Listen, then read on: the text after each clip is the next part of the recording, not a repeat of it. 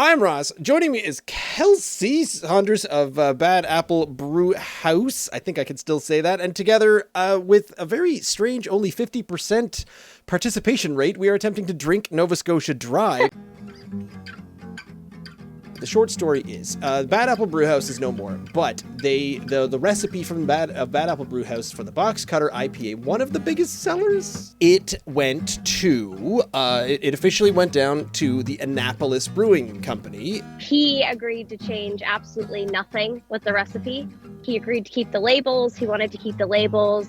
I think you kind of know you can't really sell box cutter if you don't have the box cutter label, and the box cutter is weird to me. I will say that they describe it as like a citrusy beer, whereas if I asked Dad, I was like, can you describe this beer? And he always described it as a piney citrus beer, but it had more pine forward flavors is what he always described it as. Oh, coming in at 6.9, expect a resinous hop character with notes of pine and citrus paired with a balancing malt backbone.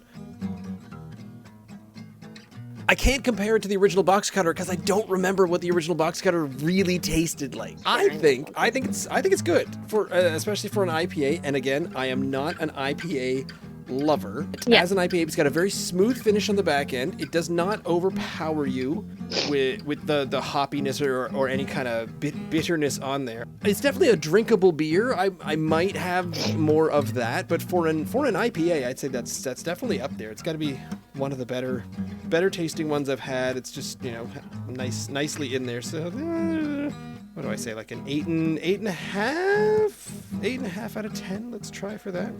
Now, what I love about Serpent Brewing, so they're out in Spryfield, so they have a lot of town city references, HRM references. So I think this is supposed to be the Townie Overpass. So honestly, I think this might be one of the overpasses, like Dunbrag Street. Doesn't say. It says it's hazy. It's about the only thing that I can get out of this one. So it's not clearing up. It remaineth hazy. It should just be a grapefruit juice, and I'm hoping it's just gonna be a nice, smooth, juicy IPA. That's an interesting flavor that I wasn't expecting. It almost where there's almost a smoky flavor to it, right in the middle. That is not what I was expecting.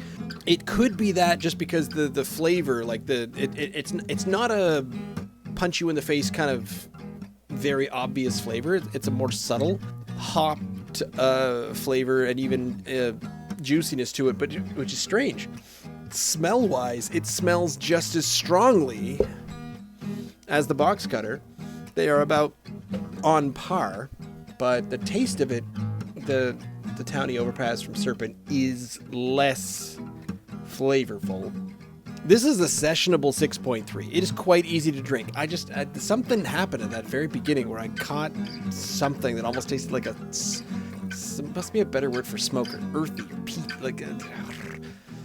the very earthy, smoky flavor, but only on a tiny amount of it, and then it went immediately away. I do like this, but I found it incredibly smooth to drink and much less hoppy for the sake of hoppy. Now, the box cutter is still smooth, but it obviously has that more flavor, that upper level of flavor. So where this one hazes things up, I mean, if that's what a New England IPA is, then yeah, bang on the money. Makes sense. I want to thank Kelsey for being a part of this week, talking our way through the Bad Apple Brewhouse, and hopefully we didn't kind of overpass or overshadow Serpent Brewing and their New England IPA Townie Overpass syndrome. I have never enjoyed drinking two beers in front of someone who wasn't drinking at the same time as me. Yeah, that's nothing bad ever comes from being approached by a stranger on the internet. It's just, why is my skin melting? But in baby language, which is basically just, It's like,